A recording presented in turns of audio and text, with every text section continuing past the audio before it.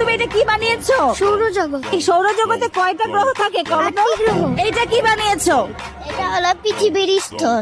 আমাদের হাইড্রোস্ট্রাকচার কাজটি হলো আমরা নদীর যে স্রোত আছে সেই স্রোতকে কাজে লাগিয়ে ব্যাটারি উৎপন্ন করবো। যেমন দেখেন এটা যখন ঘুরবে তখন এই যে মোটরটা, যে ডিসি মোটরটা, এইটা টারবাইন হবে। এই টারবাইন হওয়ার মাধ্যমে এখান থেকে বিদ্যুৎ উৎপন্ন হবে। এইটা কি বানিয়েছো মামুনি? এটা আমরা বানিয়েছি রকেট। রকেটের কাজ কি বলো তো? এটা দিয়ে আমরা চাঁদে যেতে পারি, পৃথিবীর বাইরে যে কোনো জায়গায় আমরা এটা দিয়ে যেতে পারি। Wow, very good. তুমি বড় হলে বানাতে পারবে নাকি ভুলে যাবে? আমি ঠিক জানি না। এইটা কি বানিয়েছো?